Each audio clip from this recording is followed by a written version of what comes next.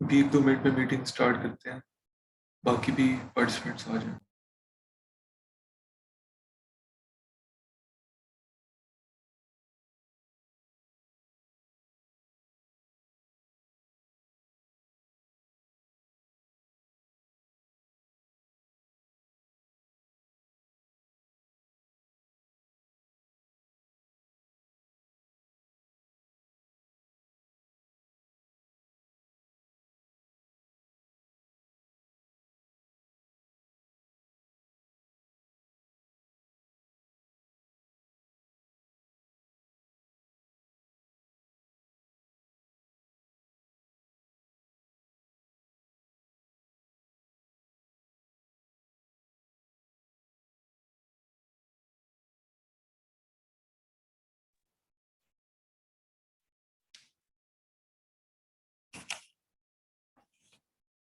जी, अस्सलाम वालेकुम students, welcome to today's class.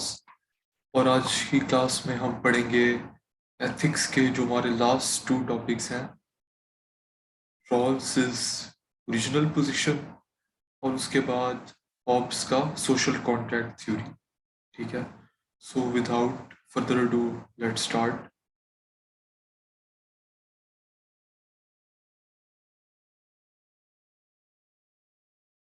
एक स्टूडेंट कह रहे हैं 5 मिनट वेट कर लें, बाकी स्टूडेंट्स आ जाएं। चलें, वेट कर लेते हैं 2 मिनट।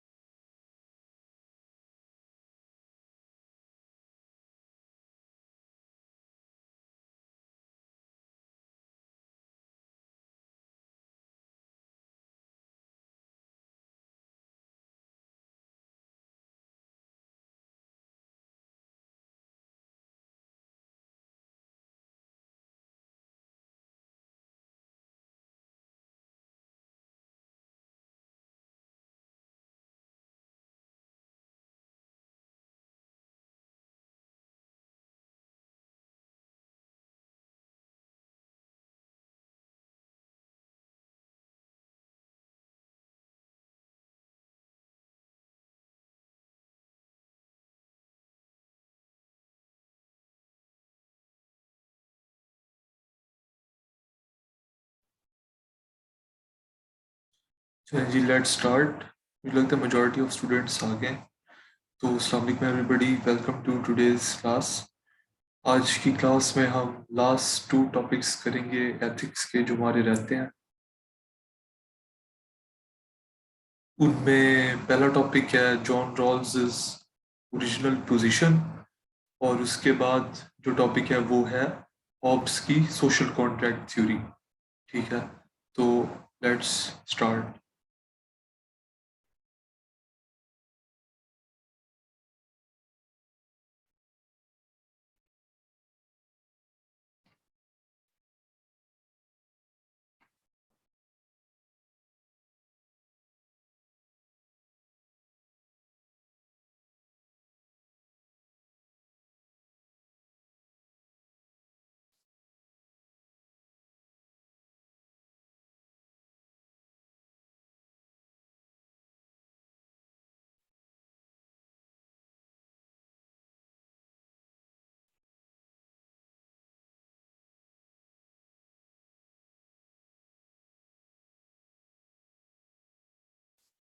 जी, आज का हमारा पहला टॉपिक है रॉल्स ओरिजिनल पोजीशन।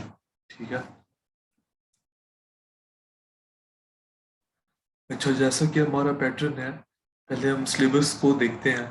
तो ये देखिए हमारे सिलेबस में कहाँ लाई करती है। लास्ट टाइम हमने किया था मोरल एब्सोल्यूटिज्म ऑफ कांट और यूटिलिटेरियनिज्म ऑफ मिल।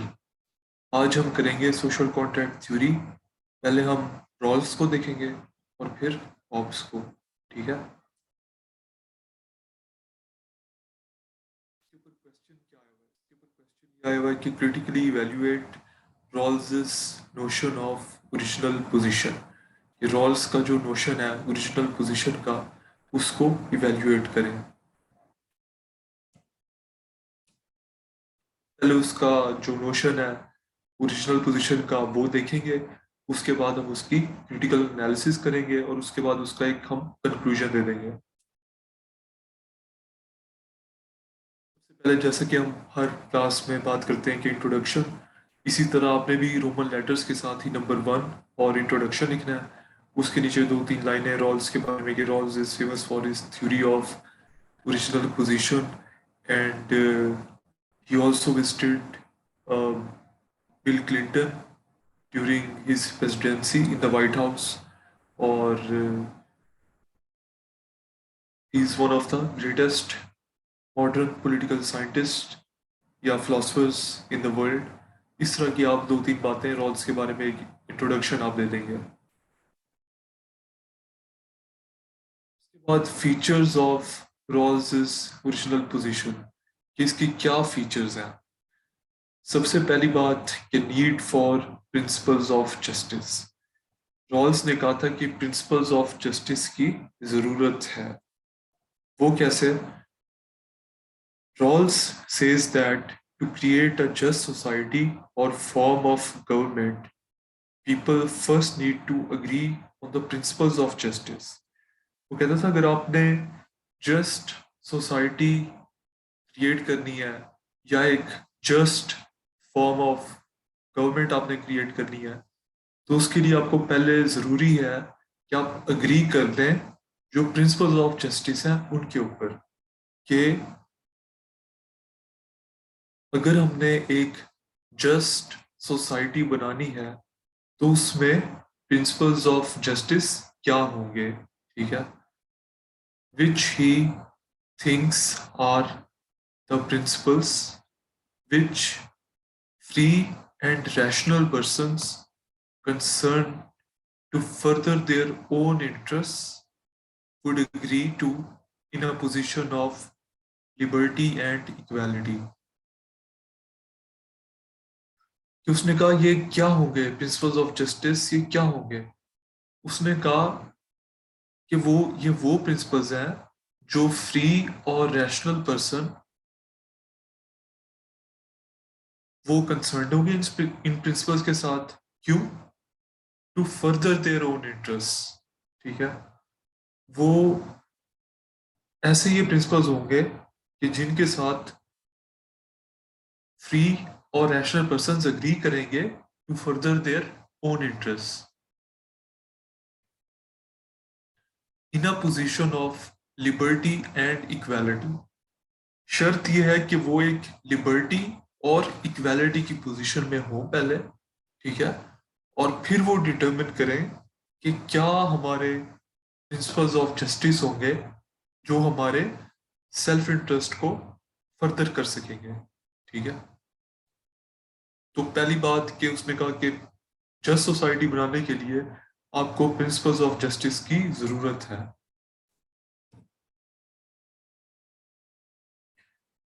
उसके बाद दूसरा इसका पॉइंट ये है कि creation of a position of equality through a thought experiment.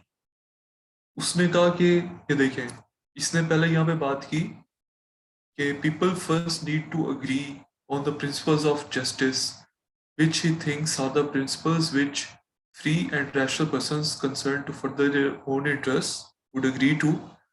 ये अब इसके बाद देखिए, ये की पॉइंट है, in a position of liberty and equality, कि मतलब वो एक ऐसी पोजीशन में हो जो लिबर्टी और इक्वालिटी वाली पोजीशन है, और वहां से वो जिन प्रिंसिपल्स ऑफ जस्टिस के साथ अग्री करेंगे to further their own interest, वो वाले हमें प्रिंसिपल्स ऑफ जस्टिस चाहिए एक जस्ट सोसाइटी बनाने के लिए।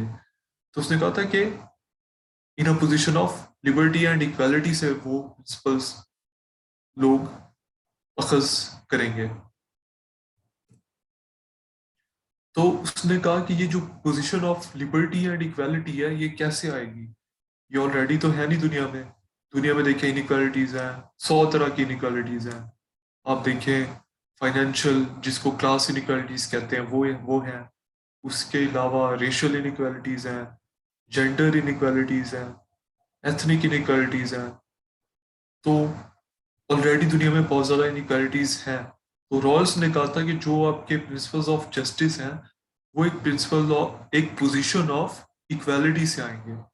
और वो पोजीशन हम कैसे क्रिएट करें? हम दुनिया में सारी इनइक्वालिटीज तो नहीं खत्म कर सकते। कैसे आप खत्म करेंगे कि रेसेस सारी एक हो जाए, या जो डिफरेंट फाइनेंशियल क्लासेस हैं, कैपिटलिस्ट, वर्कर्स, वो सारी डिविजन्स खत्म हो जाएं? आप रियलिटी में ये नहीं कर सकते दुनिया में। तो उसने इसका एक हल दिया। उसने कहा creation of a position of equality through a thought experiment. उसने कहा एक थॉट एक्सपेरिमेंट के जरिए तो हम ये जरूर कर सकते हैं ना। तो उधर तो ये पॉसिबिलिटी है, but how to achieve this position of equality given all the actual inequalities that exist? उसने कहा कि ये कैसे हम अचीव करें, ये जो पोजीशन ऑफ इक्वालिटी है, जबकि ऑलरेडी बहुत ज्यादा इनइक्वालिटीज प्रेजेंट हैं। Rawls solution is a thought experiment. एक थॉट एक्सपेरिमेंट उसने डिजाइन किया जिसके थ्रू हम एक position of equality and liberty में होंगे, और वहां से हम प्रिंसिपल्स ऑफ जस्टिस डिटरमिन करेंगे। और वो प्रिंसिपल्स ऑफ जस्टिस क्या होंगे? वो ऐसे प्रिंसिपल्स होंगे जो कि कोई भी free and rational persons would agree in order to further their own interest, ठीक है। और ये जो प्रिंसिपल्स ऑफ जस्टिस हैं, असल उसका मकसद क्या है? असल उसका मकसद है एक जस्ट सोसाइटी बनाना, ठीक है, एक फेयर सोसाइटी हो, ठीक है। तो उसके लिए वो ये सारा कुछ कर रहा है कि पहले कहता है उसके लिए हमें प्रिंसिपल्स ऑफ जस्टिस चाहिए, प्रिंसिपल्स ऑफ जस्टिस के लिए हमें एक पोजीशन ऑफ इक्वालिटी चाहिए। तो अब वो कैसे वो पोजीशन ऑफ इक्वालिटी बनाता है वो हम देखते हैं। We are to imagine what principles of justice we would adopt if we did not know what our position in our society would was to be। उसने कहा कि हमें ये इमेजिन करना पड़ेगा कि हम कौन से प्रिंसिपल्स ऑफ जस्टिस अडॉप्ट करेंगे कि अगर हमें पता ना होता कि हमारी सोसाइटी में पोजीशन क्या होगी, ठीक है। तो फिर हम कौन से प्रिंसिपल्स ऑफ जस्टिस वो हम फॉर्मुलेट करते हैं। मतलब हमें पता ना हो कि हमारी सोसाइटी में पोजीशन क्या होगी, हम क्या सोसाइटी में फाइनेंशियली अपर क्लास में होंगे, लोअर क्लास में होंगे, हम क्या रेशली सप्रेस्ड क्लास में होंगे, मार्जिनलाइज्ड रेशली मार्जिनलाइज्ड क्लास में होंगे, या हम जैसे कि वाइट्स हैं वो डोमिनेट करते हैं through out history racial basis पे, तो क्या या हम वो होंगे, या हम एथनिक माइनॉरिटी होंगे जैसे कि फॉर एग्जांपल उइगर्स हैं चाइना में, या रोहिंग्या थे उधर म्यांमार में। तो ये भी हमें नहीं पता होगा कि हम हमारी दुनिया में सोसाइटी में क्या पोजीशन होगी। ठीक है, तो वहां से जो हम प्रिंसिपल्स ऑफ जस्टिस जो है वो सही वाले डिटरमिन कर सकते हैं अकॉर्डिंग टू रॉल्स। और ये जो ऐसी पोजीशन होगी कि जिसमें हमें पता नहीं होगा कि हमारी दुनिया में क्या पोजीशन है। ठीक है, एक मोमेंट के लिए या कुछ देर के लिए ही हम ये अज्यूम कर लें कि हमें नहीं पता कि हम दुनिया में किस घर में पैदा होते हैं, अमीर के घर में, गरीब के घर में, या रेशली सुपीरियर या इंफीरियर। ठीक है, तो हमें नहीं पता कि हम हमारी पोजीशन क्या होगी दुनिया में। हम ये थॉट एक्सपेरिमेंट ये एक इमेजिन कर रहे हैं। ये जो पोजीशन है जिसमें हमें नहीं पता होगा हमारी क्या सोसाइटी में पोजीशन होगी, उस पोजीशन को कहते हैं ओरिजिनल पोजीशन। यही रॉल्स का मेन आइडिया है, ओरिजिनल पोजीशन।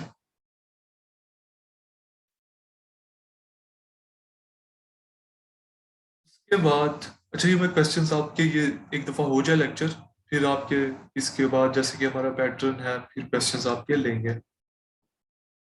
उसके बाद है वेल ऑफ इग्नोरेंस।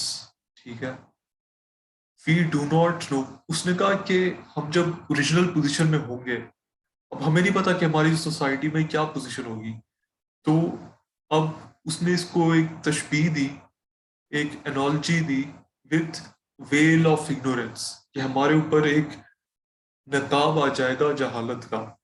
ठीक है, जिसके थ्रू हमें पता नहीं होगा कि हमारी क्या पोजीशन है सोसाइटी में। ठीक है, ये उसकी थॉट एक्सपेरिमेंट की बात हो रही है। We do not know what our economic status would be or our particular talents and abilities। उसने कहा हमें ये भी नहीं पता होगा कि हमारा इकोनॉमिक स्टेटस क्या होगा जैसे हमने बात की, और हमें ये भी नहीं पता होगा कि हमारे टैलेंट्स क्या होंगे और एबिलिटीज क्या होंगी। फॉर एग्जाम्पल, अगर कोई बंदा पढ़ाई में अच्छा है, ठीक है, तो वो तो कहेगा कि भाई ऐसे लॉज बनाओ जो उन लोगों को फेवर करें जो कि पढ़ाई में अच्छे हैं, स्टडीज में जो अच्छे हैं। तो वो तो ये कहेगा। लेकिन अगर उसको नहीं पता कि मेरी पोजीशन क्या होगी, मेरे टैलेंट्स क्या होंगे, तब वो किसी एक तबके को फेवर नहीं करेगा। ठीक है, तब वो ये नहीं देखेगा कि सिर्फ पढ़ाई वाला तबका जो पढ़ाई में अच्छा है वो उसको फेवर किया जाए। या फॉर एग्जाम्पल एक बंदा उसमें अच्छा है, स्विमिंग में अच्छा है, ठीक है, तो अगर उसको पता है कि मैं सोसाइटी जिस सोसाइटी के लिए मैं प्रिंसिपल्स ऑफ जस्टिस बना रहा हूँ उसमें मैं स्विमिंग में अच्छा हूँ, तो ऑब्वियसली वो कहेगा कि जो स्विमिंग कॉम्पिटिशन्स हैं उनकी जो प्राइज विनिंग प्राइस है उसका, वो आपका बहुत ज्यादा हाई हो, बिलियंस में हो, बिलियंस में हो। ठीक है, लेकिन अगर उसे नहीं पता कि भाई मेरे टैलेंट्स क्या है, मैं स्विमिंग में अच्छा हूँ, उसे नहीं पता, तो फिर वो किसी एक तबके को फेवर नहीं करेगा। इस वजह से ये वेल ऑफ इग्नोरेंस जरूरी है। ठीक है,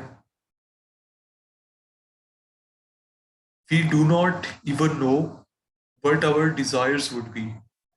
हमें वेल ऑफ इग्नोरेंस हमारे ऊपर होगी, और हमें ये भी नहीं पता होगा कि हमारे डिजायर्स क्या है। अब देखिए, लोगों के डिजायर्स डिफरेंट है। वो कहते हैं ना कि we do not choose our passions but our passions choose us. ठीक है, अब देखें, आप लोगों के लिए सीएसएस एक अट्रैक्टिव डिजायर है, लेकिन बहुत से ऐसे लोग हैं जिनको बिल्कुल ही सीएसएस से कोई उन्हें उनका कोई ख्वाहिश ही नहीं है सीएसएस क्लियर करना। ठीक है, और कुछ लोग ऐसे हैं जिनका हो सकता है डिजायर हो कि उन्होंने क्रिकेट में एक्सेल करना है, ठीक है, और कुछ लोगों को बिल्कुल ही ना इंटरेस्ट हो क्रिकेट में, ठीक है। तो अगर जिस बंदे को पता है कि सीएसएस में, जिस उसको पता है कि मेरा डिजायर है सीएसएस क्लियर करना, तो ऑब्वियसली वो ऐसे लॉज बनाएगा जिससे सीएसएस क्लियर करना आसान हो जाए, या सीएसएस क्लियर करने का जो रिवॉर्ड है वो बहुत ज्यादा हो। इस तरह के वो प्रिंसिपल्स ऑफ जस्टिस बनाएगा, तो वो एक तरह से बायस्ड होगा। लेकिन अगर उसे नहीं पता कि उसके डिजायर्स भी क्या होंगे, ठीक है, क्या वो सीएसएस में इंटरेस्टेड है, वो क्रिकेट में इंटरेस्टेड है, वो एज अ करियर किस चीज में इंटरेस्टेड है, वो क्या ज्यादा फेम चाहता है, वो ज्यादा पैसा चाहता है, वो फ्रेंड्स चाहता है बहुत ज्यादा, उसे डिजायर्स भी अपने नहीं पता, तो फिर वो सही प्रिंसिपल्स ऑफ जस्टिस बना सकता है। ज्यादा वो ऑब्जेक्टिव और इम्पार्शियल प्रिंसिपल्स ऑफ जस्टिस बना सकते हैं। और our conception of the good life, वो कहते हैं हमें ये भी नहीं पता होगा कि हमारी जो कंसेप्शन है गुड लाइफ की वो भी क्या है। फॉर एग्जाम्पल, किसी इंसान के मुताबिक एक अच्छी जिंदगी ये हो सकती है कि वो दोस्तों के साथ, अच्छे मुखलिस दोस्तों के साथ घिरा हुआ हो, और वो हर वक्त अच्छे दोस्तों की कंपनी में जिंदगी गुजारे। एक और इंसान के मुताबिक अच्छी जिंदगी ये हो सकती है कि उसके पास बहुत ज्यादा पैसा हो और दुनिया की हर सहूलत उसको मैसर हो। एक और इंसान के मुताबिक गुड लाइफ ये हो सकती है कि वो बहुत ज्यादा फेमस हो। तो जो बंदा फेमस है उसके मुताबिक वो एक अच्छी जिंदगी गुजार रहा है। तो हमें ये भी नहीं पता कि जो गुड लाइफ का हमारा कॉन्सेप्शन है वो भी क्या होगा, ठीक है, ताकि हम वो भी हमारे जो हम प्रिंसिपल्स ऑफ जस्टिस बनाएंगे उसको इम्पैक्ट ना करें। We just know that we will have such a conception. हाँ, हमें ये पता होगा कि हमारा एक कंसेप्शन होगा गुड लाइफ का बाद में जाके, लेकिन हमें ये नहीं पता कि वो क्या होगा। हमें ये पता है कि होगा सही। We are all equal in our ignorance.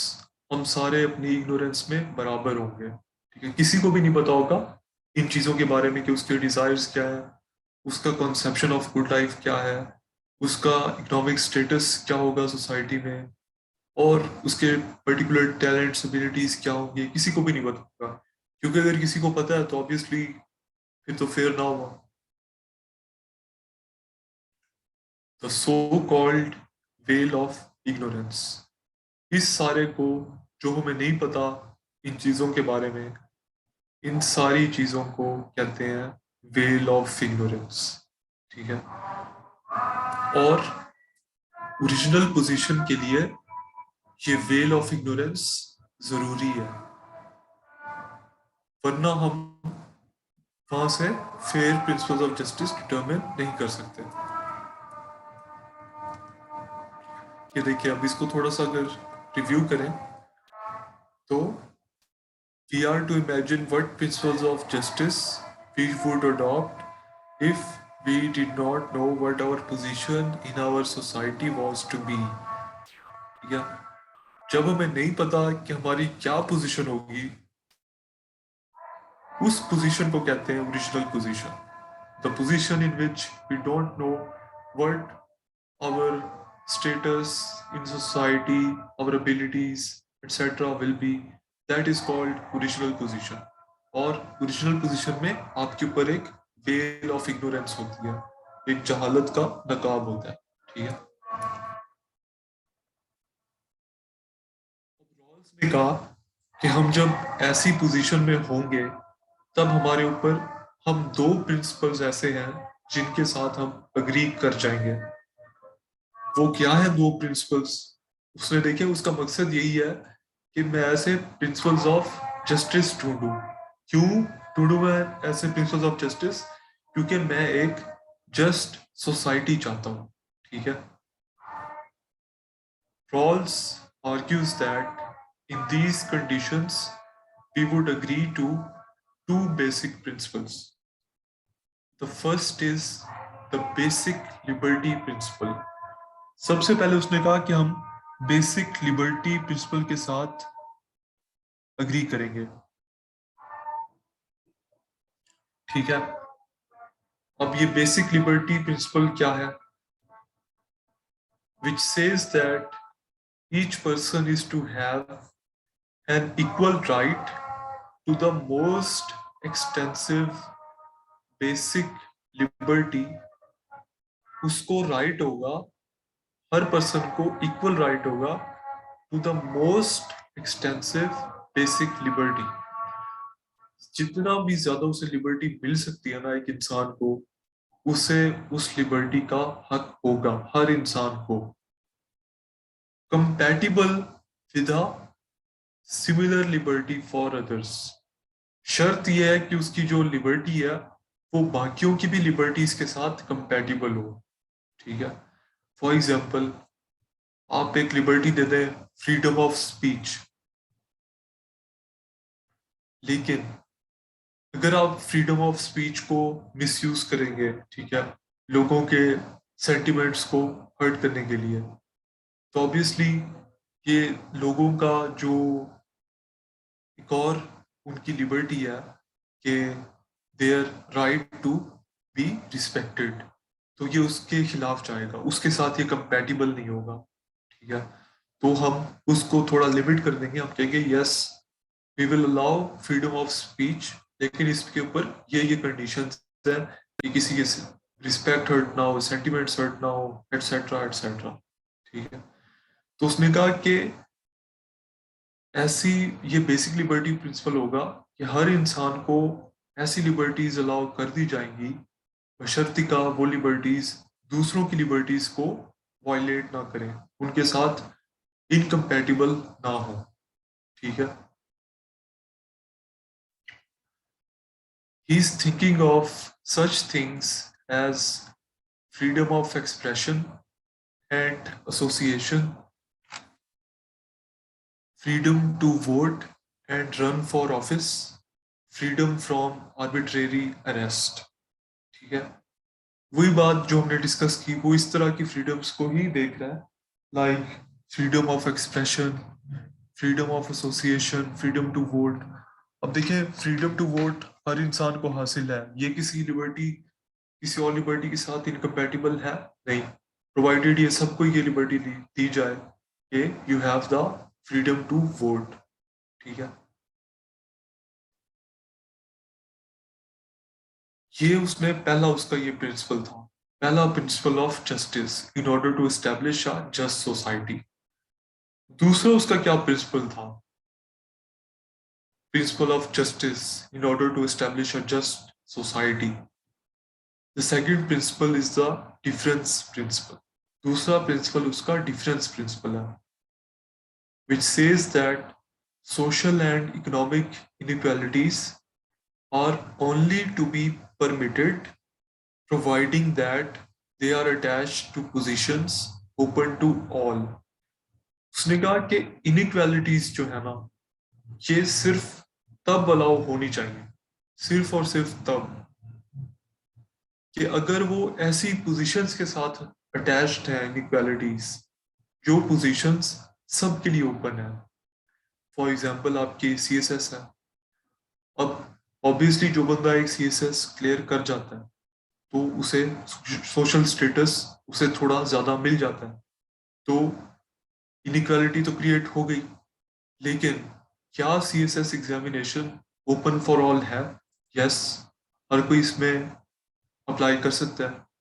तो उसने कहा कि इस तरह के जो पोजीशंस है ना, सिर्फ उनमें इनइक्वालिटी होनी चाहिए, बाकी पोजीशंस ना हो। फॉर एग्जांपल इसमें हेरिडिटी रूल हो सकता है कि एक किंग के बाद उसका बेटा किंग एंड सो ऑन, तो वो पोजीशन अब बाकियों के लिए तो ओपन नहीं है, तो वो एक इनइक्वालिटी तो है कि वो किंग है और बाकी सारे नॉन किंग्स हैं, आम आवाम है। तो इसको वो अबॉलिश करेगा, ये कहेगा this is against the difference principal. ठीक है, अब डिफरेंस प्रिंसिपल की दूसरी कंडीशन क्या है? एक तो कंडीशन ये है कि वो पोजीशंस ओपन टू ऑल हो, जैसे CSS ओपन टू ऑल है, हर बंदा उसमें अप्लाई करके सोशल स्टेटस अपना एलिवेट कर सकता है, ठीक है। एंड प्रोवाइडिंग होगा इसमें, and providing that they most benefited the least advantaged in society, और ये भी कि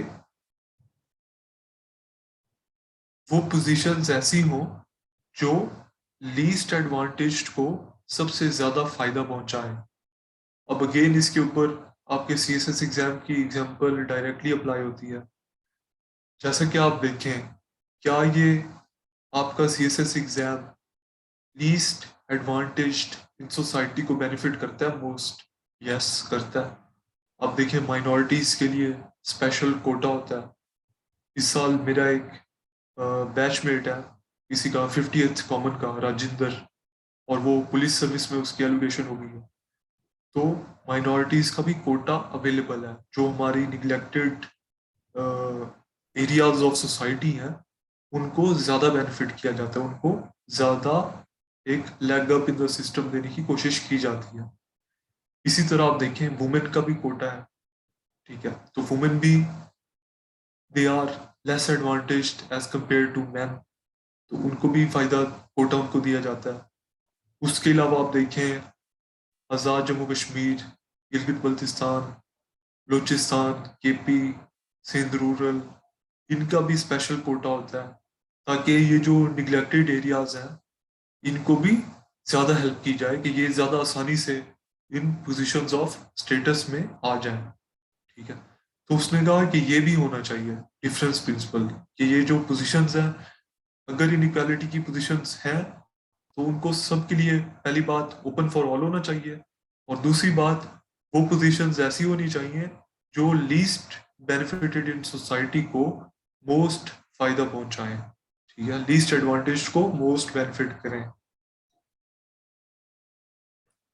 ये उसने कहा कि पहला बेसिक लिबर्टी प्रिंसिपल और दूसरा डिफरेंस प्रिंसिपल, ये उसने कहा ये होंगे हमारे how we will achieve justice, इन दो प्रिंसिपल्स ऑफ जस्टिस के थ्रू।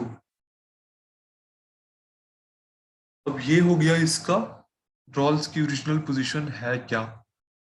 बात करेंगे इसकी क्रिटिकल एनालिसिस के ऊपर। पहले हम इसके पॉजिटिव्स देखेंगे, फिर इसके नेगेटिव्स देखेंगे, और फिर हम इसके ऊपर अपना ओपिनियन देंगे।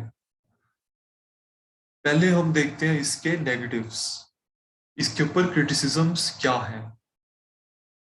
इसके जो क्रिटिक्स हैं, वो ये कहते हैं कि we think no more.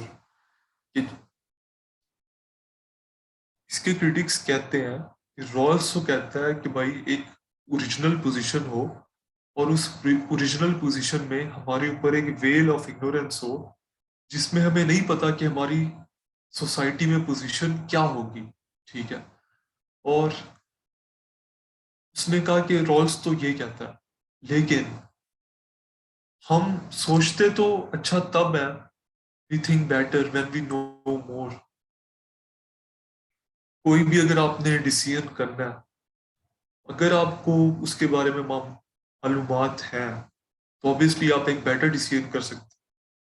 For example, आपने CSS में अगर अपने ऑप्शनल्स चूज करने हैं, अगर आपके पास इंफॉर्मेशन है कि ये वाला ऑप्शनल अच्छा है, ये वाला बुरा है, इसमें ये अच्छी बात है, इसका ये नेगेटिव पॉइंट है, तो आप बेहतर फैसला कर सकते हैं कि मैंने कौन सा ऑप्शनल चूज करना है, कौन सा मुझे ज्यादा सूट करता है, ठीक है। तो इसके क्रिटिक्स कहते हैं कि रॉल्स तो कहता है कि एक वेल ऑफ इग्नोरेंस हो, आपको पता ही ना हो फ्यूचर का, और बिल्कुल आप एक वेल ऑफ इग्नोरेंस के थ्रू ये प्रिंसिपल्स ऑफ जस्टिस बनाए, तो ये तो बिल्कुल अकल के खिलाफ है बात, ठीक है। Rawls's colleague at Harvard and his intellectual rival, Nozick, said that here we are at this famous university. ये दोनों हार्वर्ड में थे. The whole premise of education here is that we think better when we know more. कि लोग भाई universities में भी इस वजह से जाते हैं कि वो एजुकेशन हासिल करें, मालूमात हासिल करें, ताकि वो अपनी ज़िंदगी में ज़्यादा बेटर डिसीजंस मेक कर सकें, वो ज़्यादा स्किलफुल एम्प्लॉयज़ हों, और वो ज्यादा सक्सेसफुल बिजनेसमैन हो एंड सो ऑन। तो उसने कहा रॉल्स इसका उल्टा कह रहा है कि आप वेल ऑफ इग्नोरेंस की तरफ जाएं। Why should we think that we would think better when we know less? उसने कहा ये कैसे हो सकता है कि हम ज्यादा बेहतर सोचें, बेटर डिसीजन मेकिंग करें, better formulation of principles of justice करें जब हमें कम पता हो, जैसे कि वेल ऑफ इग्नोरेंस होगी। अब रॉल्स ने इसको कैसे रिफ्यूट किया? Rawls took up Nozick's challenge. He said that ignorance can actually be useful when we want to be fair. उसने कहा कि ये जरूरी नहीं कि हमेशा अगर आपके पास ज्यादा मालूमात हो तब आप बेटर ही फैसला करें। वो कहता है किस कुछ ऐसे भी केसेस हैं जिनमें आप इग्नोरेंस होना आपके लिए फायदेमंद है, जब आप फेयर होना चाहते हैं, जब आप इम्पार्शल होना चाहते हैं। उसने एग्जाम्पल भी दी बहुत अच्छी फिर। For example, sometimes juries are even locked away from the public to prevent them from hearing things that would wrongly influence their judgments. Juries को अक्सर पब्लिक से लॉक अवे कर दिया जाता है ताकि वो ऐसी बातें ना सुने पब्लिक से जो उनकी जजमेंट को, उनके फैसले को असरअंदाज कर सकते हैं। So jurors we think are fairer when they know less. और हमें ये लगता है कि अगर उन्हें पता नहीं होगा पब्लिक ओपिनियन के बारे में तब वो ज्यादा फेयर डिसीजन करेंगे। ठीक है, फॉर एग्जाम्पल अगर वो डिसाइड कर रहे हैं कि भाई ये बंदा is this person guilty of murder और नॉट। अब अगर उन्हें पब्लिक ओपिनियन का पता है कि पब्लिक ओपिनियन ये है कि ये बंदा जो है ना बहुत गलत आदमी है और he deserves to be hanged और समथिंग, ठीक है, तो ऑब्वियसली वो भी इन्फ्लुएंस होंगे, वो कहेंगे हर कोई कह रहा है तो ऐसे ही होगा। लेकिन अगर उन्हें नहीं पता पब्लिक ओपिनियन तब वो एक फेयर माइंड के साथ देखेंगे कि क्या एविडेंस है, क्या विटनेसेस कह रहे हैं, और एक वो इम्पार्शल, एक ऑब्जेक्टिव डिसीजन कर सकेंगे। तो इस तरह जब आपसे कुछ मालूमात ले ली जाए आप एक बेहतर डिसीजन कर सकते हैं। तो रॉल्स ने कहा इस वजह से ओरिजिनल पोजीशन में भी जब हमारे ऊपर वेल ऑफ इग्नोरेंस होगा हम better principles of justice formulate कर सकेंगे in order to establish a just society. तो ये इसके ऊपर पहली क्रिटिसिज्म थी। क्रिटिसिज्म इसके ऊपर ये थी कि redistributive tax is infringement on people's liberty. अब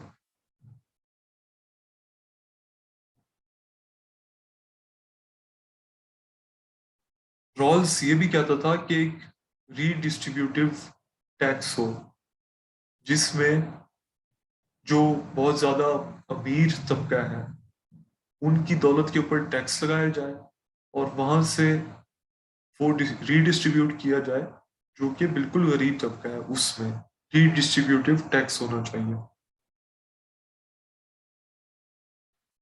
उसका जो राइवल था रॉबर्ट नॉजिक, उसने कहा he argues that while the original position may be the just starting point।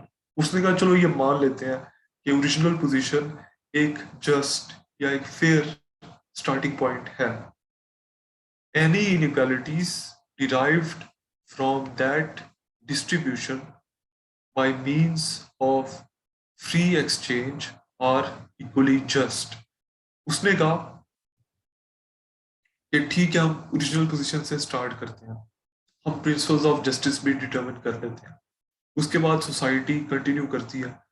उसके बाद उसने कहा कि जो फ्री एक्सचेंज यानी आप लोगों को इजाजत दें compete करने की, एक बंदा आप भी अपना बिजनेस करें, आप भी अपना बिजनेस करें, आप नौकरी करें, आप अपनी किस्मत आजमाएं उस प्रोफेशन में, और उसके बाद जाहिर बात है कुछ लोग सक्सेसफुल होंगे, कुछ अनसक्सेसफुल होंगे, कुछ ज्यादा सक्सेसफुल होंगे, कुछ कम सक्सेसफुल होंगे, तो इनइक्वालिटीज क्रिएट होंगी। तो उसने कहा कि बेशक आप ओरिजिनल पोजीशन से भी स्टार्ट करें तो फिर उसके बाद जो इनइक्वालिटीज क्रिएट होंगी उसने कहा वो भी जस्ट है, वो भी फेयर है, क्योंकि ऑब्वियसली जो ज्यादा मेहनत करेगा, जो ज्यादा समझदारी का मुजाहरा करेगा वो ज्यादा तरक्की कर जाएगा, पैसों में या सोशल स्टेटस में या फ्रेंड्स में, या हेल्थ अपनी वो ज्यादा प्रिजर्व कर लेगा, या वो उसे मोरालिटी की ज्यादा समझ होगी, एंड सो ऑन।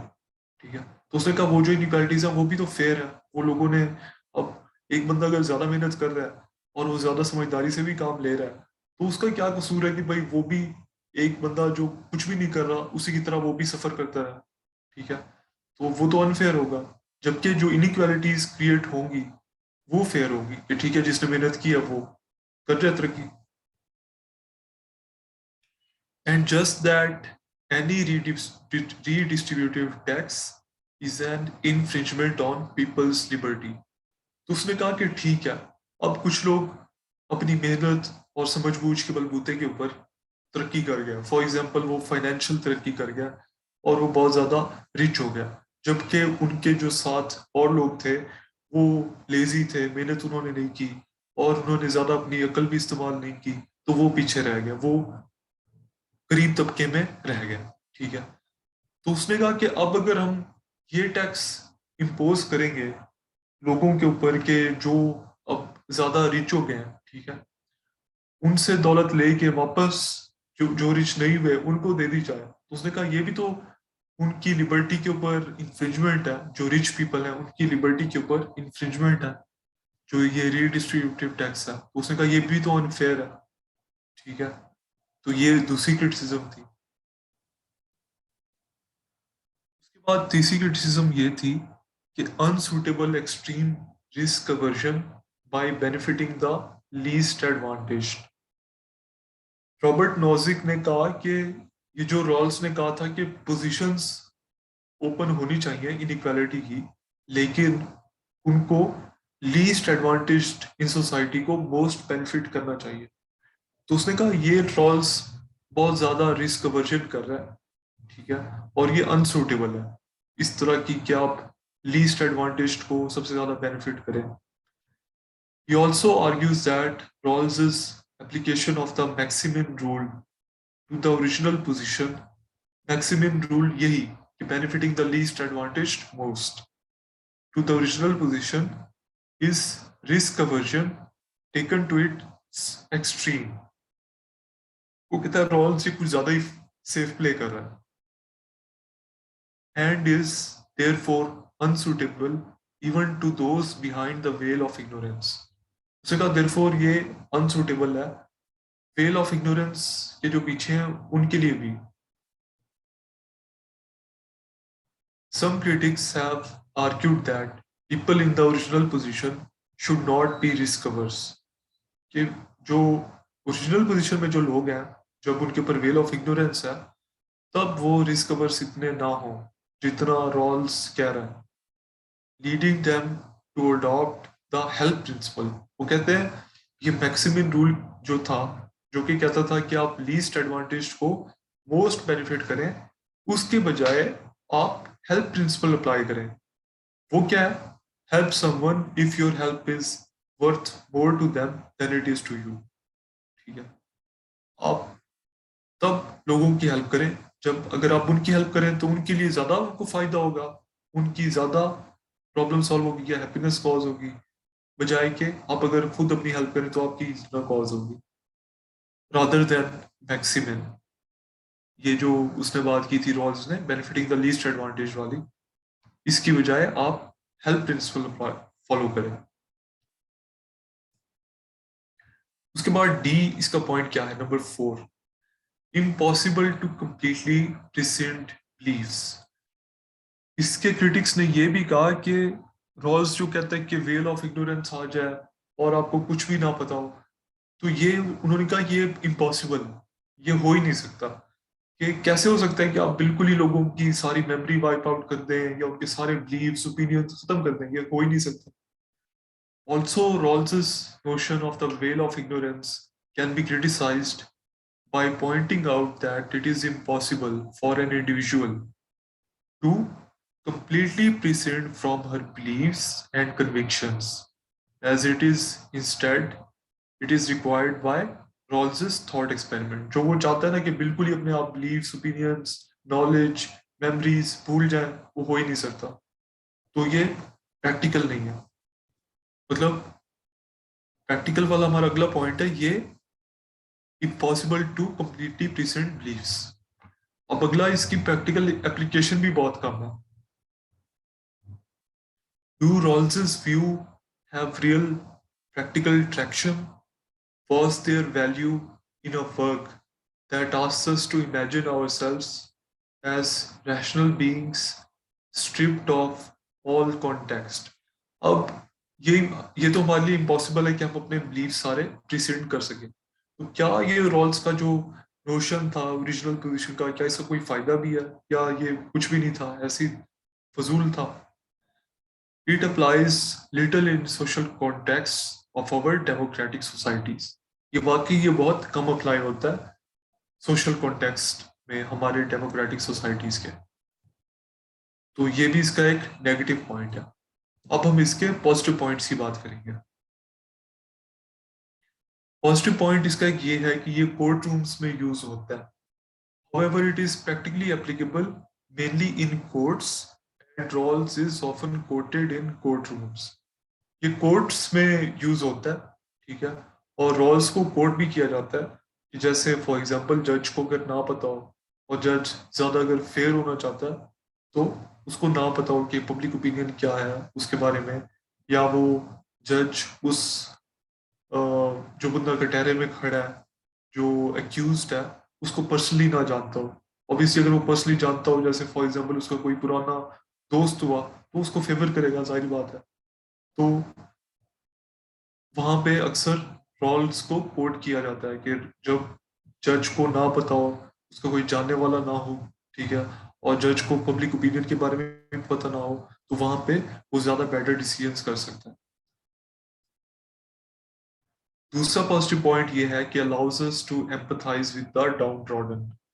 कि ये हमें, जब हम एक देखें ओरिजिनल पोजीशन में जाते हैं जहाँ पे हमारे ऊपर वेल ऑफ इग्नोरेंस है, तब हम एम्पथाइज कर सकते हैं कि यार, अगर मैं किसी बहुत ही गरीब घर में पैदा होता, तब मेरे तब मैं क्या क्या सोचता, मेरी क्या पोजीशन होती, ठीक है। या मैं बहुत ही मार्जिनलाइज कम्युनिटीज, जैसा कि ये नाम है रोहिंग्या, उइगर चाइना वाले, रोहिंग्या हमारे इधर म्यांमार वाले, ठीक है, या जो यूएसए में देखें 1865 से पहले स्लेवरी थी, अगर बंदा उनमें पैदा हो जाता है, एज अ स्लेव पैदा हो जाता, तो ये आपको डाउन ट्रॉडन के साथ एम्पथाइज करने में हेल्प करता है original position. It is a remarkable task in itself because it allows us to empathize with the downtrodden of the society and think about them when formulating laws as well. ये हमें एक तो उनके साथ empathise करने में help करता है, दूसरा it allows us to think about them जब हम लॉज फॉर्मुलेट कर रहे हो, ठीक है। अब देखिए लेजिस्लेशन आप कर रहे हैं नेशनल असेंबली में, सेनेट में, तो अगर आप रॉल्स के ओरिजिनल पोजीशन के नोशन को मद्देनजर रखेंगे, तो आप ये भी ख्याल रखेंगे कि जो मोस्ट डाउन ट्रॉडन है, क्या उनको भी ये लॉ कैटर कर रहा है या नहीं कर रहा, ठीक है। तो ये इसका एक और फायदा है। तीसरा इसका पॉजिटिव पॉइंट ये है कि Rawls wants justice for all. असल रॉल्स का मकसद ये था कि एक जस्ट सोसाइटी एस्टैब्लिश करें, तो उसका जो मकसद था वो एक नेक मकसद था, ठीक है। It is a rich and powerful theory, but it does raise some challenging questions. Rawls is thinking about the part of morality that is justice. अब देखिए, मोरालिटी का एक बहुत इंपॉर्टेंट पार्ट है जस्टिस, और ये मोरालिटी में आपको हर जगह नजर आएगा। आप देखिए, आप बहुत पीछे चले जाएं, प्लेटो के ऊपर चले जाएं, तो प्लेटो ने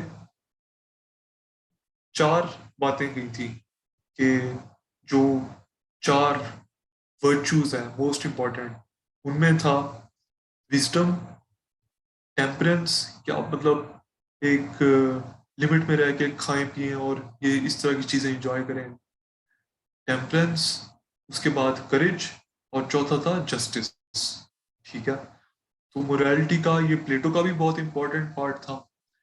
उसके बाद आप स्टोइसिज्म, जो बहुत इंपॉर्टेंट फिलॉसफी है, उसके भी 4 प्रिंसिपल्स में से 4 प्रिंसिपल्स ऑफ स्टोइसिज्म में एक प्रिंसिपल यही जस्टिस का था। ठीक है। और तो ये जो जस्टिस है, ये आपकी मोरालिटी का बहुत इंपॉर्टेंट पार्ट है। तो रॉल्स एक जस्ट सोसाइटी चाहता था, तो वो एक बहुत नोबल टास्क अटेम्प्ट कर रहा था। His big idea is that a just society is one which is fair to everyone. उसने ये बात कही कि ये तो लोग कहते हैं कि भाई ठीक है, जस्टिस होनी चाहिए माशरे में, लेकिन उसने ये क्लियरली पॉइंट आउट किया कि एक फेयर सोसाइटी या जस्ट सोसाइटी वो होगी which is fair to everyone. ठीक है। तो ये जो था रॉल्स का नोशन, इसका ये पॉजिटिव पॉइंट भी था। ठीक है। उसके बाद इसके ऊपर हम अपना ओपिनियन देंगे। Demerits, how two way the merits, क्योंकि इसके हमने देखे डीमेरिट्स देखे बहुत ज्यादा है, प्रैक्टिकल नहीं है, एप्लीकेबल रेयर सिचुएशंस में, impossible to precede beliefs and everything. तो इसके ऊपर आप और भी 2-3 लाइनें लिख देंगे एक आंसर की समरी या रोल्स के बारे में कुछ। ठीक है। अब इसके ऊपर आपके कोई क्वेश्चंस हैं तो काइंडली पूछें।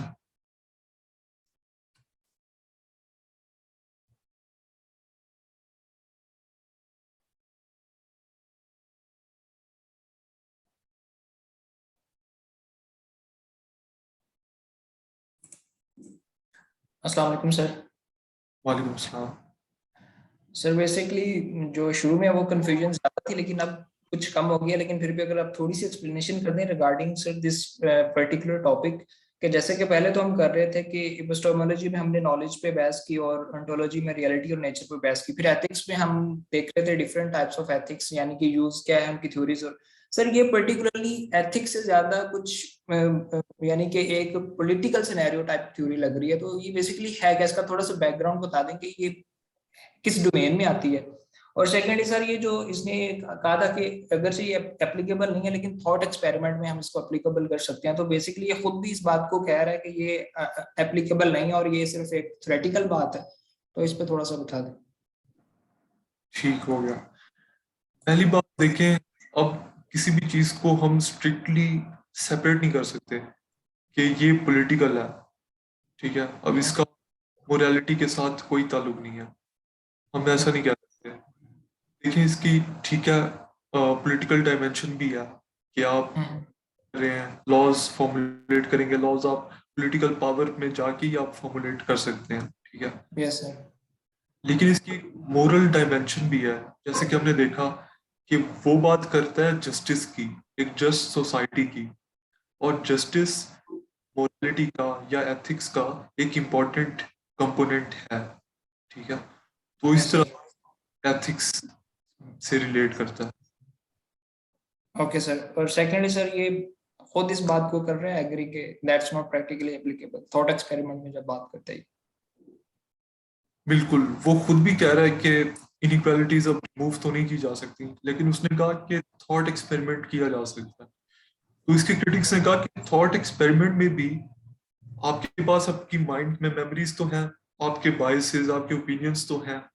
तो थॉट एक्सपेरिमेंट में भी बहुत ऑलमोस्ट इम्पॉसिबल हो जाता है कि आप अपने बिलीव्स को प्रेसिडेंट करें। सही। Okay, thank you sir, I got it. No problem. चलें जी, आप लोगों का अगर और कोई क्वेश्चन नहीं है, let's move on to the next topic.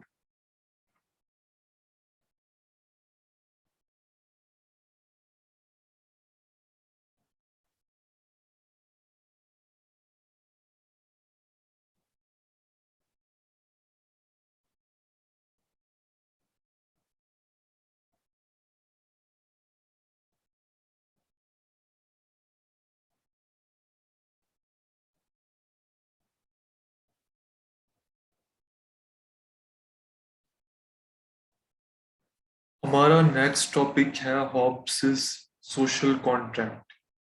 कि हॉब्स का सोशल कॉन्ट्रैक्ट क्या था। इसमें देखें सोशल कॉन्ट्रैक्ट थ्योरी, पहले हमने रॉल्स की देखी। ठीक है। कि उसने कहा कि सोशल कॉन्ट्रैक्ट ऐसा हो कि ऐसे प्रिंसिपल्स ऑफ जस्टिस हों जिनके साथ लोग अग्री करें, जो कि उसने बताया कि ये प्रिंसिपल्स ऑफ जस्टिस हों। अब हम सोशल कॉन्ट्रैक्ट बात करेंगे हॉब्स की, कि उसका सोशल कॉन्ट्रैक्ट क्या था। इसके साथ हमारा एथिक्स का पोर्शन कंप्लीट हो जाएगा। हॉब्स कहता था, इसके ऊपर पास्ट क्वेश्चन ये आया हुआ है कि सोशल कॉन्ट्रैक्ट थ्योरी 10 मार्च 2021 मेरे पेपर में भी आया था। पहले हम इसका इंट्रोडक्शन दे देंगे हॉब्स के बारे में कि Hobbes was an English philosopher and he is most famous for giving social contract theory. इस तरह की दो तीन बातें इसके ऊपर हम कर देंगे। उसके बाद मेन प्रेमिसेस क्या है social contract theory of Hobbes के। सबसे पहले वो बात करता है स्टेट ऑफ नेचर की। ठीक है, ये स्टेट ऑफ नेचर उसने कहा था एक होती है कि जिसमें सिविलाइज सोसाइटी नहीं है, जैसे कि हमारे देखें लॉज हैं, एक गवर्नमेंट है, ये सब कुछ है। एक वक्त ऐसा भी तो था हिस्ट्री में जब ये कुछ भी नहीं था, एक स्टेट ऑफ नेचर में लोग रह रहे थे। तो तब क्या सिचुएशन थी, लॉ, ये हॉब्स उस उस सिनेरियो हमारे सामने वो वाला सिनेरियो पेश कर रहा है। According to Hobbes, man is motivated by selfish desires which require satisfaction। ठीक है, उसने कहा इंसान सेल्फिश डिजायर से मोटिवेटेड है जो कि सेटिस्फेक्शन रिक्वायर करते हैं।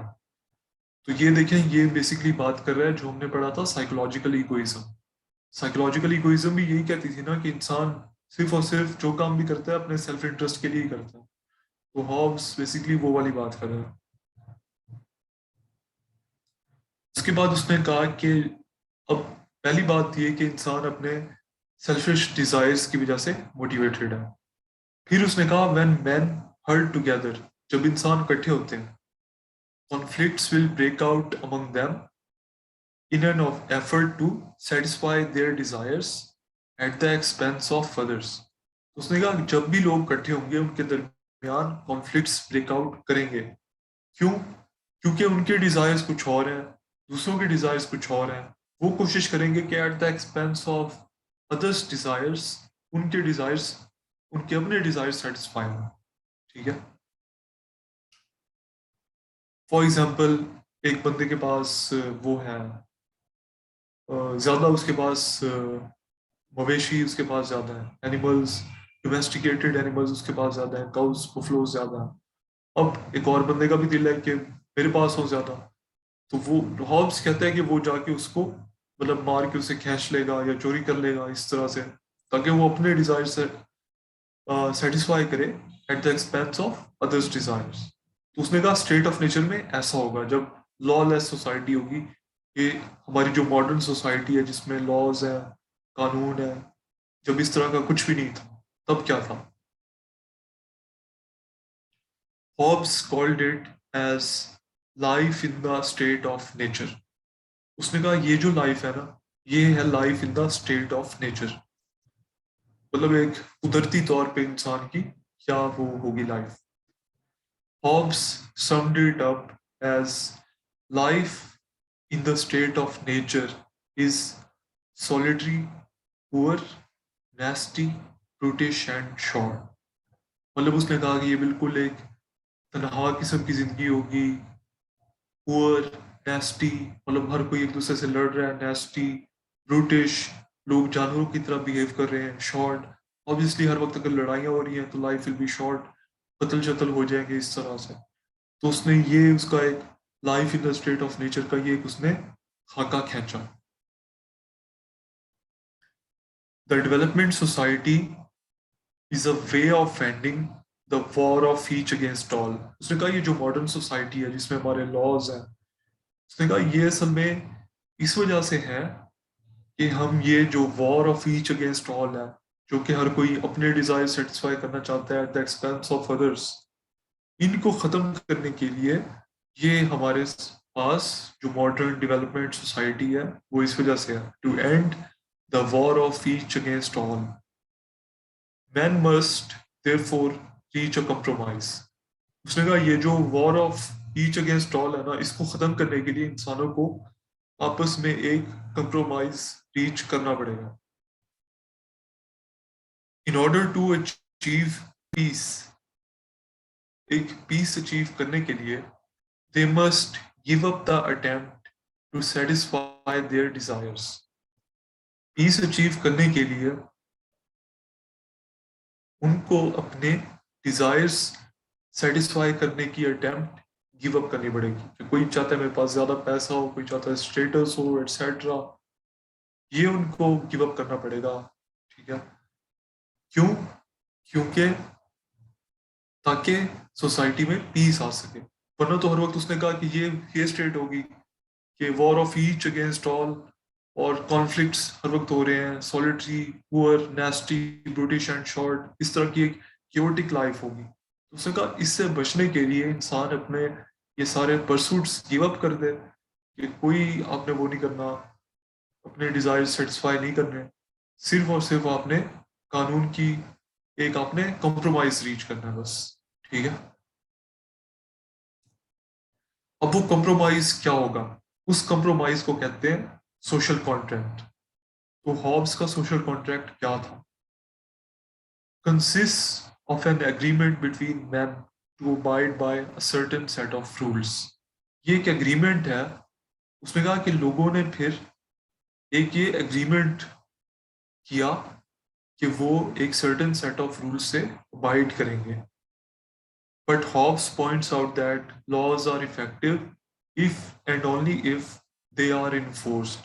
उसने कहा लॉज का सिर्फ तभी फायदा है कि अगर वो इन्फोर्स हो। अगर इन्फोर्स ही नहीं होंगे, किसी को डर ही नहीं होगा कि मैं क्यों फॉलो करूँ लॉ, अगर मैं ना भी करूँ फॉलो तो मुझे कोई नुकसान ही नहीं हो रहा। And the enforcing agency can do so only if it is granted absolute power. अगर इन्फोर्सिंग एजेंसी के पास एब्सोल्यूट पावर है तभी वो लॉ इन्फोर्स करा सकता है। अगर उसके पास लिमिटेड पावर है हॉब्स ने कहा, तब वो लॉज इन्फोर्स नहीं करा सकता। If it does not have such power, then it cannot prevent such conflict. Therefore, the sovereign authority of any nation must be absolute। उसने कहा कोई भी नेशन हो उसमें जो सॉवरेन अथॉरिटी हो वो एब्सोल्यूट हो, टोटल पावर उसके पास हो। Since the sovereign makes the law, he is above the law and cannot violate it। और उसने कहा कि क्योंकि खुद लॉज बनाता है, ठीक है, he has been given absolute authority, so he himself is above the law। वो खुद, वो लॉज उसके ऊपर अप्लाई नहीं होते। ठीक है, एंड ही, वो जब उसके ऊपर अप्लाई नहीं होते वो उनको वायलेट भी नहीं कर सकता। ठीक है, Hobbes also suggested that sovereignty must be composed of one person or king। उसने कहा एक आप किंग को सारी की सारी पावर दे दें, एक कंट्री में, एक नेशन में, उसको आप सारी पावर दे दें। वो किंग जो है वो ही लॉज बनाए। ठीक है, और उसके पास एब्सोल्यूट पावर हो कि वो उनको इन्फोर्स करा सके। ठीक है, उसने कहा ये सबसे बेहतर तरीका है सोसाइटी में पीस लाने का। Subjects have negligible rights left. अब लेकिन इसका ये नुकसान है कि जब आप उसको ऑल द पावर दे देते हैं तब सब्जेक्ट्स के पास जो आम है उसके पास बहुत कम राइट्स बच जाते हैं। For instance the monarch's command to the subject to kill or wound himself or not to resist those who assault him can be justly disregarded by the subject. अब ये राइट है आम आवाम के पास, आम बंदे के पास, कि अगर उनका मोनार्क या किंग उन्हें ये कहे कि वो अपने आप को मारें, अपने आप को मार डालें, ठीक है, या अपने आप को जख्मी करें, या कोई और उनको अगर मार रहा है, कत्ल करने की कोशिश कर रहा है या जख्मी करने की कोशिश कर रहा है, और उसको वो रिजिस्ट, उनका किंग कहता है कि उसको भी आप रिजिस्ट ना करो, ठीक है, तब ऐसे लॉज जो है वो डिसरिगार्ड कर सकती है वहां। ठीक है, also no subject can make a new covenant or rebel against the monarch provided that the monarch is capable of protecting him। अगर ये दोनों कंडीशन सेटिस्फाई हो रही हैं कि मोनार्क उनको ये भी नहीं कह रहा कि आप अपने आप को वोन करो या अपने आप को किल करो, या दूसरों को भी कह रहा है कि आप भी अगर उस बंदे को वोन करो या किल करो और आप उसको रेजिस्ट भी ना करो, मोनार्क ये भी अगर नहीं कह रहा और मोनार्क में ये सलाहियत भी है कि वो आपको प्रोटेक्ट कर सके, पीस वो ला सके सोसाइटी में, तो फिर उसको आप रिबेल नहीं कर सकते उसके खिलाफ। और आप ये वाला जो सोशल कॉन्ट्रैक्ट है इसको वायलेट करके आप एक नया सोशल कॉन्ट्रैक्ट भी नहीं बना सकते, प्रोवाइडेड ये सिर्फ बेसिक कंडीशंस वो सेटिस्फाई कर दे। तो बहुत ही निग्लिजिबल राइट्स रह जाते हैं आम बंदे के पास। इसका एक और फीचर ये है हॉब्स के सोशल कॉन्ट्रैक्ट की कि there is absence of chaos. Whatever abuses arise from his possession of such power, मतलब king's possession of such power, the society will nevertheless remain a peaceful one. उसने कहा कम से कम society peaceful जरूर होगी। जितना मर्जी और मसले हों, वो अपनी पावर को अब्यूज करे, मोनार्क वो फॉर एग्जांपल खुद लेविश लाइफस्टाइल जिए, और जैसे मुगल्स लेटर मुगल्स ने बहुत प्लेयर सीकिंग हो गया, ठीक है, और आम आवाम की फलाह के लिए कोई ना काम करे, इस तरह के, बेशक वो कहता है जितने मर्जी मसले हों पड़े, लेकिन कम से कम वो पीस ला सकेगा अगर आप उसको इस तरह फुल सोवरेनिटी देंगे और लॉ मेकिंग पावर देंगे तो।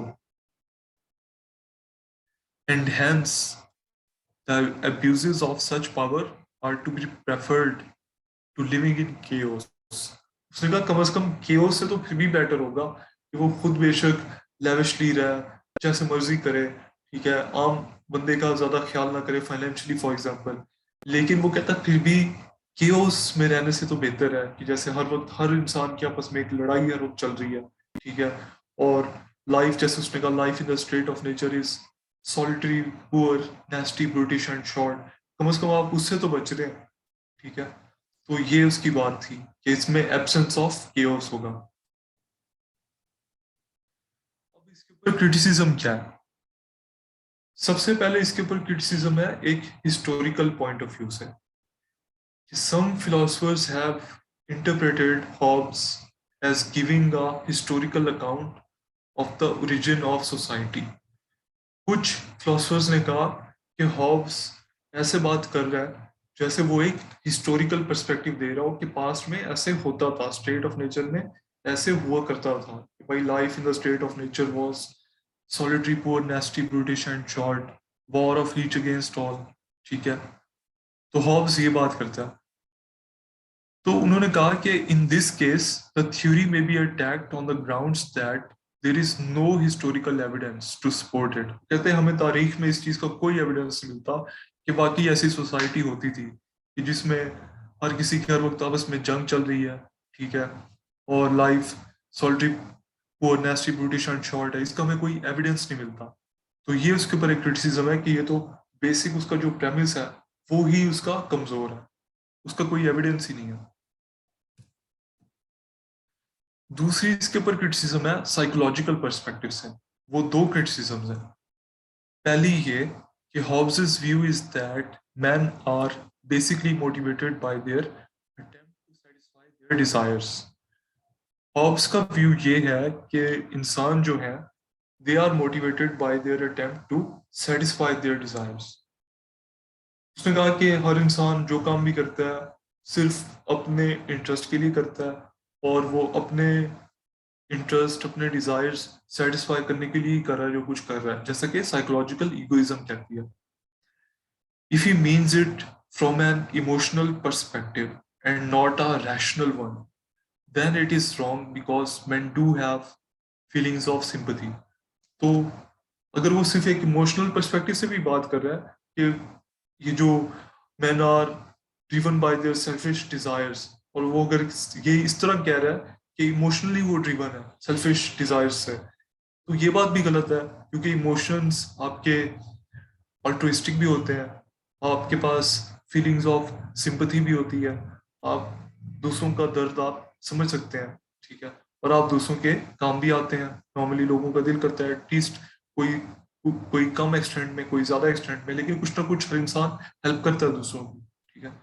तो इमोशनली भी ये उसके अगेंस्ट है कि फीलिंग्स ऑफ सिंपैथी आपके पास है, वो इस बात का सबूत है। If Hobbes means both emotional and rational perspective, then again, men often reason to be altruistic than rather than selfish. अगर वो एक रैशनल पर्सपेक्टिव से भी बात कर रहे हैं तब भी लोग रैशनली भी ये सोचते हैं कि दे शुड बी ऑल्ट्रिस्टिक, ठीक है, rather than selfish. For example, people sacrifice their desires for their family, country etcetera. तो हमें नजर आता है कि लोग ऑल्ट्रिस्टिकली बिहेव करते हैं, अपने वो फैमिली के लिए कुर्बानी देते हैं, अपने मुल्क के लिए कुर्बानी देते हैं। तो हॉब्स की ये जो बात है कि लोग सिर्फ अपने डिजायर सेटिस्फाई करने के लिए they are motivated by that, वो एक गलत चीज है। दूसरी criticism psychological point of view से ये है कि man's interests are diversified and they change from time to time. From time to time man के डिजायर्स चेंज होते हैं, ठीक है, और इंटरेस्ट भी डाइवर्सिफाइड होते हैं हर किसी के। मतलब किसी को फॉर एग्जांपल वायलिन प्ले करने में इंटरेस्ट है, किसी को हंटिंग में इंटरेस्ट है, तो डिफरेंट इंटरेस्ट हैं और वो चेंज करते हैं। जैसे कहते हैं फेजेस आते हैं, 20s में आपके कुछ और शौक है, 30s में और होंगे, and so on. A ruler who is given absolute power will not necessarily reflect this change in men's interests. अगर आप एक रूलर को एब्सोल्यूट पावर दे दें तो ये चीज फिर रिफ्लेक्ट नहीं होगी कि जो लोगों के इंटरेस्ट चेंज हो रहे हैं वो रूलर उनको कैसे केटर करेगा, वो उनको केटर सही तरह से नहीं कर सकता, but will impose his own standards upon them. अब रूलर तो अपने उसके जो इंटरेस्ट हैं, उसके डिजायर्स हैं, वो तो उस हिसाब से सारे लॉज बनाएगा एंड सो ऑन। अब लोगों के, हर इंसान के डिफरेंट शौक होते हैं, डिफरेंट डिजायर्स होते हैं, ठीक है। अब वो एक रूलर कैसे केटर करेगा डाइवर्सिफाइड इंटरेस्ट के साथ? तो ये भी एक उसका ब्लाइंड स्पॉट था हॉब्स का कि उसने ये बात भी रियलाइज नहीं की। तो ये इसका एक और नेगेटिव पॉइंट है। उसके बाद तीसरी क्रिटिसिज्म इसके ऊपर है फिलोसॉफिकल पर्सपेक्टिव से। वो ये है कि what is required for satisfactory living in a society is not that there should be no conflict at all within the society, but only that the amount of conflict should not be such as to make certain other goals impossible to achieve. अब Hobbs ने कहा था कि भाई बिल्कुल ही conflict ना हो, कुछ भी हो जाए आप कॉन्फ्लिक्ट को अवॉइड करो, सोसाइटी में पीस हो बस। लेकिन एक सेटिस्फैक्टरी लिविंग के लिए ये जरूरी नहीं है कि सोसाइटी में कॉन्फ्लिक्ट बिल्कुल ही गायब हो जाए। कॉन्फ्लिक्ट हमेशा रहता है हर सोसाइटी में, लेकिन कॉन्फ्लिक्ट बस इतना ना हो क्या आप अपने गोल्स ही अचीव ना कर सकें। फॉर एग्जाम्पल, आप सीएसएस की तैयारी कर रहे हैं और माशरे में इतना कॉन्फ्लिक्ट हो, इतना हालत जंग हो कि आप अपनी तैयारी भी ना कर सकें, ठीक है, और या आपके कोई और गोल्स हैं तो आप उनको भी ना अचीव कर सकें, बस इतना ना हो। बाकी कुछ हद तक तो वो तो नेचुरली रहता ही है कॉन्फ्लिक्ट। तो हॉब्स ने जो कहा था कि आप बिल्कुल ही कॉन्फ्लिक्ट खत्म कर दें, और तो ये भी एक बात फिलोसॉफिकल पॉइंट ऑफ व्यू से गलत है। For this reason, absolute authority is not necessary in order to achieve a good society. तो इस वजह से एब्सोल्यूट अथॉरिटी, उसने कहा था कि क्योंकि आपने कॉन्फ्लिक्ट बिल्कुल ही खत्म करना है, इस वजह से आपकी अथॉरिटी भी जो हो रूलर के पास वो भी एब्सोल्यूट हो। तो क्योंकि हमें बिल्कुल ही कॉन्फ्लिक्ट खत्म करने की, 100% कॉन्फ्लिक्ट खत्म करने की जरूरत नहीं है, इस वजह से हमें 100% एब्सोल्यूट रूल की भी जरूरत नहीं है कि आप 100% पावर्स उसको दे दें, रूलर को दे दें, उसकी भी हमें जरूरत नहीं है। तो हॉब्स ने ये गलत समझा। We may thus reject the philosophical part of the theory as well as the psychological part. तो साइकोलॉजिकल क्रिटिसिज्म हमने पहले देखी, उसके बाद हम इसका फिलोसॉफिकल पार्ट भी, वो भी हम इसको रिजेक्ट कर सकते हैं। अब देखें, अब कुछ कंट्रीज ज्यादा अथॉरिटेरियन है, जैसे कि चाइना है। चाइना में फ्रीडम्स कम है, फ्रीडम ऑफ स्पीच इतना नहीं है, मूवमेंट के ऊपर भी काफी रिस्ट्रिक्शंस हैं, ठीक है। यूएस में जो है अथॉरिटेरियन रूल इतना नहीं है, वहां पे आपके पास फ्रीडम ज्यादा है, freedom of speech, freedom of assembly, movement, इस तरह की फ्रीडम्स आपके पास बहुत ज्यादा है। ठीक है। अब चाइना में भी एब्सोल्यूट अथॉरिटी तो नहीं है रूलर्स के पास, उनके पास भी किसी हद तक है। एब्सोल्यूट जब अथॉरिटी होती है वो तो होती है टोटलिटेरियनिज्म, जो कि हमें वो नजर आई थी रिजीम्स, स्टालिन की जैसे थी यूएसएसआर में, या माओ जेडोंग की थी चाइना में।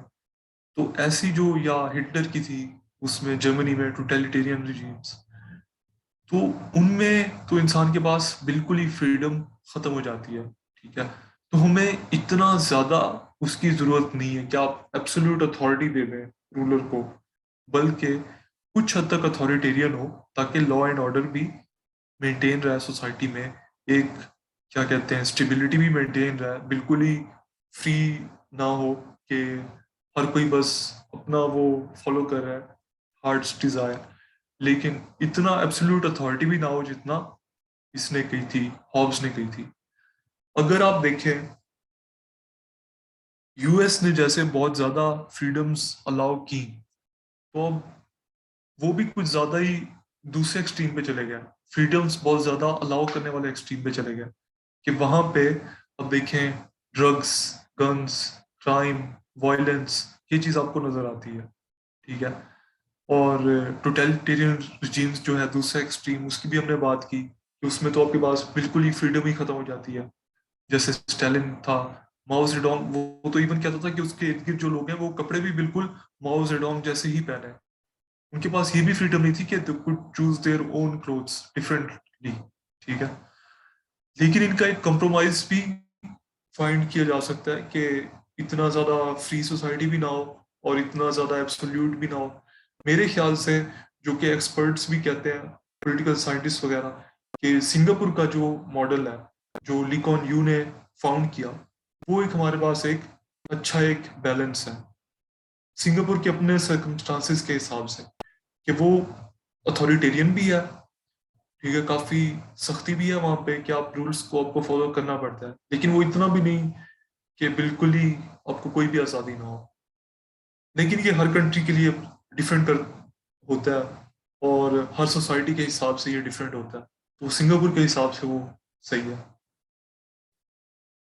उसके बाद इसकी एक और क्रिटिसिज्म ये है कि Hobbes political philosophy is a peace at any price philosophy. उसने कहा कुछ भी हो जाए, बस पीस आनी चाहिए। It must be unacceptable to man of a less submissive. कुछ लोगों का अगर सबमिसिव टेम्पर नहीं है, उनका जरा इंडिपेंडेंट माइंड है, तो उनको तो ये अनएक्सेप्टेबल होगा, कहेंगे थोड़ी सी बेशक पीस को कंप्रोमाइज कर दें, लेकिन हमें आज़ादी ख्याल तो दें at least. Hobbes, in attempting to avoid the evil effects of destructive for both sides conflict, was willing to submit to the evils of tyranny. उसने कहा बस कॉन्फ्लिक्ट अवॉइड हो, एक बंदे को आप एब्सोल्यूट पावर दे दें, बेशक वो टिरानिकल भी उसका रूल हो जाए, वो जैसे मर्जी अपनी पावर्स को अब्यूज करे। For him there were only these were the only choices a citizen faced, कि या तो बिल्कुल केओस है, या आप एब्सोल्यूट अथॉरिटी दें किंग को। But as Locke was to show, these were not the only alternatives. It is possible to have both law and order and the absence of tyranny. आपके ये भी पॉसिबिलिटी है कि लॉ एंड ऑर्डर भी हो society में और tyranny भी ना हो। जैसे लॉक ने अपने उसने थ्योरी दी, उसमें उसने ये शो किया कि लॉ एंड ऑर्डर भी रह सकता है और टिरनी से भी बचा जा सकता है। तो लॉक के ऊपर ये भी एक क्रिटिसिज्म है। उसके बाद हम इसका कंक्लूजन दे देंगे, आप इसके साथ अग्री भी कर सकते हैं, डिसएग्री भी कर सकते हैं कि whether you think it is right, it is not, और इसकी आप समरी एक दे दें। ठीक है। तो ये इसके ऊपर है। अब इसके ऊपर अगर आपके कोई क्वेश्चंस हैं तो काइंडली पूछें।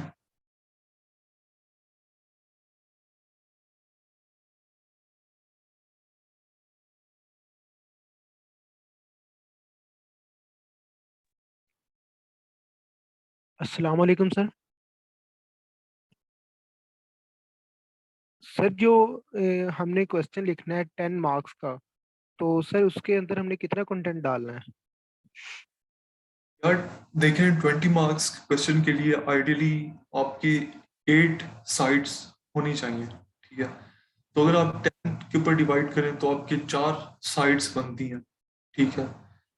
तो 4 साइड्स आप बस पूरी कर लें तो आपका अच्छा हो जाएगा। उससे अगर आप ऊपर जाएंगे, टाइम अगर आपके पास है, तो ऑब्वियसली आपके ज़्यादा चांसेस बढ़ जाएंगे अच्छा स्कोर करने के।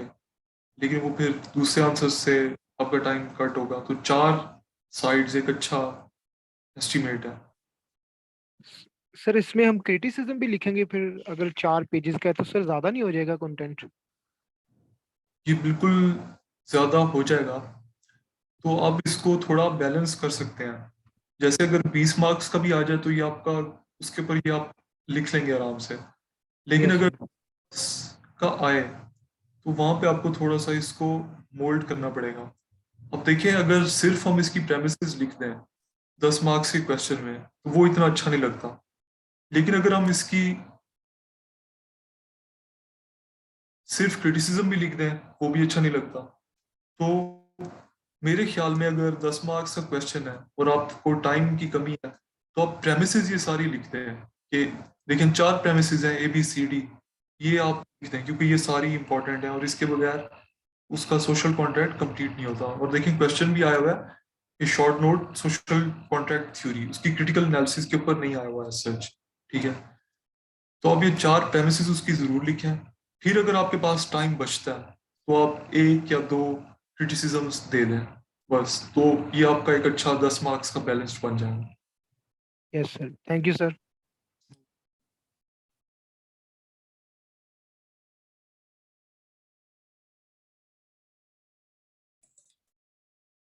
Sir basically first of all तो मेरा क्वेश्चन एज सच नहीं है, क्योंकि समझ आ गई है सारी। और अगर हम देखें तो इसकी बेस ही से यानी कि एक कमजोरी थी, जिसकी बेस पे आई थिंक ये मॉडल वैसे सेटअप होने वाला नहीं था। लेकिन आप सर डिस्कशन कर रहे थे रिगार्डिंग कुछ ये सिंगापुर का सेटअप और चाइनीज कम्युनिटी वगैरह, सर उससे रिलेटेड एक डिस्कशन बेस्ड क्वेश्चन ही है।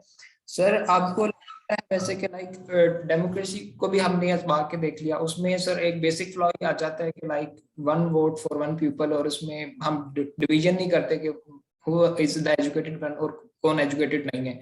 In the same way sir अगर हम दूसरे पॉलिटिकल सिस्टम्स को भी देख लें तो उनमें भी कहीं ना कहीं फ्लॉ आ रहा होता है, आइदर इट्स यूएस से चाइना। तो सर आपके ख्याल में क्या वैसे एक पॉसिबल आउटकम है जिससे थोड़ा कोई बेहतर सिस्टम, क्या है आपके ख्याल में? यार ये मुझे भी इतना नहीं पता।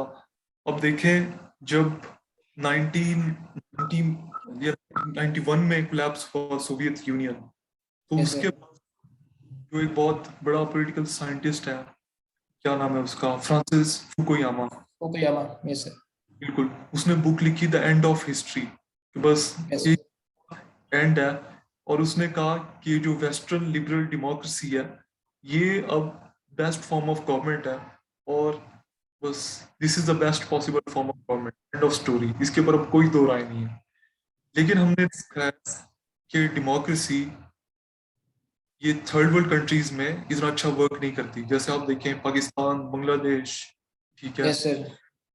सर और और कंट्रीज, ये सब सब सहारन रीजन वो भी इसमें एज सब एग्जाम्पल। Exactly absolutely. आप देखें वहां पे फेल हो गई है सारे अफ्रीका में, ठीक है। Yes sir. तो और अगर आप देखें थर्ड वर्ल्ड कंट्री, चाइना एक थर्ड वर्ल्ड कंट्री था यस 1978, सर। वहां पे यस उन्होंने डेमोक्रेसी यूज नहीं की, वहां पे उन्होंने अथॉरिटेरियनिज्म यूज किया। ऐसे और ही है देख सर। आज वो ऑलमोस्ट बनने वाले हैं सुपर पावर। इतना पूरी इंसान की तारीख में कभी किसी बिग नेशन ने इतना तेजी से तरक्की नहीं की जितना तेजी से चाइना ने तरक्की की है। तो वहां से शो होता है कि सम फॉर्म ऑफ अथॉरिटेरियनिज्म भी जरूरी है। वर्क कर सकते हैं। सही सही चले सर। ये वैसे ये काफी कंफ्यूज करता है, मैंने इसलिए मैंने आपका पर्सपेक्टिव ले लिया है, क्योंकि ये समटाइम होता है कि पॉलिटिकल साइंस में भी यूज होता है, एसेज में भी समटाइम आ रहा होता है इस पे व्यू वगैरह। तो दैट्स बिल्कुल बिल्कुल। Discussion. Okay thank you sir, मुझे थैंक काफी। You, thank you. चलें, और अगर आपका कोई क्वेश्चन नहीं है तो let's call it a day, और इंशाल्लाह see you guys tomorrow. Thank you, अल्लाह हाफिज।